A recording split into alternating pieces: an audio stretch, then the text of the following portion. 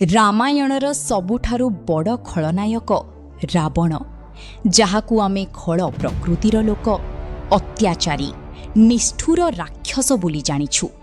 କିନ୍ତୁ ଆପଣ ଜାଣନ୍ତି କି ରାବଣ ମୃତ୍ୟୁ ଶଯ୍ୟାରେ ପଡ଼ିବା ସମୟରେ ପ୍ରଭୁ ଶ୍ରୀରାମ ନିଜେ ଲକ୍ଷ୍ମଣଙ୍କୁ ପଠାଇଥିଲେ ରାବଣ ପାଖରୁ କିଛି ଜ୍ଞାନ ଶିଖିବା ପାଇଁ।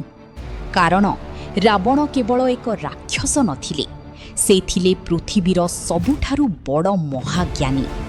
ଆଜିର ଏହି ଭିଡିଓରେ ଆମେ ଜାଣିବା ରାବଣ ଜୀବନର ସେହି ତିନୋଟି ବଡ଼ ଶିକ୍ଷା, ଯାହା ଆପଣଙ୍କ ଜୀବନ ବଦଳାଇ ଦେଇପାରେ। ନିଶ୍ଚିନ୍ତ ଏହି ଭିଡିଓକୁ ଲାଷ୍ଟ ପର୍ଯ୍ୟନ୍ତ ଦେଖନ୍ତୁ।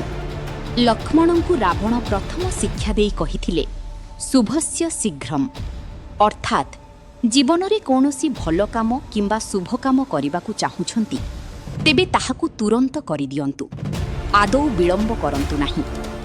କାରଣ ମୁଁ ନରକକୁ ସ୍ୱର୍ଗ ସହ ଯୋଡ଼ିବା ପାଇଁ ସିଢ଼ି ତିଆରି କରିବାକୁ ସୁନିଶ୍ଚିତ କରିସାରିଥିଲି। ମୋର ସମୟ ଶେଷ ହୋଇଗଲା, କିନ୍ତୁ ସେହି କାମ ଅଧା ରହିଗଲା।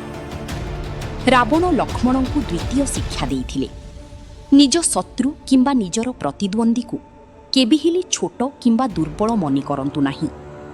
କାରଣ ମୁଁ ବ୍ରହ୍ମାଙ୍କଠାରୁ ବରଦାନ ପାଇଥିଲି ଯେ କୌଣସି ଦେବତା ବା ଅସୁର ତାଙ୍କୁ ମାରିପାରିବେ ନାହିଁ। ସେଥିପାଇଁ ମୁଁ ଗର୍ବରେ ମନୁଷ୍ୟ ଏବଂ ବାନର ଜାତିକୁ ଅତି ତୁଚ୍ଛ ଭାବିଥିଲେ।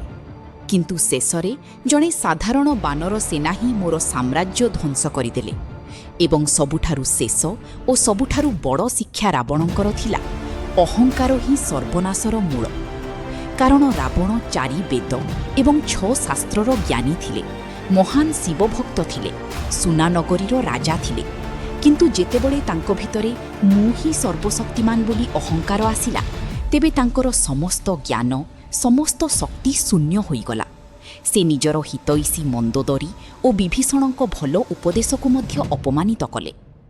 ଏହା ଆମକୁ ଶିଖାଏ ଯେ ଆପଣ ଯେତେ ବଡ଼ ସଫଳତା ପାଆନ୍ତୁ ନା କାହିଁକି, ଯଦି ଆପଣଙ୍କ ଭିତରେ ବିନମ୍ରତା ନାହିଁ ତେବେ ପତନ ସୁନିଶ୍ଚିତ।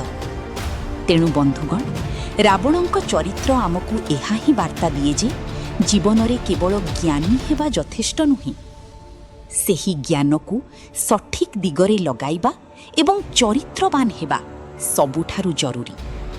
ଆପଣଙ୍କୁ ରାବଣଙ୍କ କେଉଁ କଥାଟି ସବୁଠାରୁ ଭଲ ଲାଗିଲା? କମେଣ୍ଟ କରି ନିଶ୍ଚୟ ଜଣାନ୍ତୁ।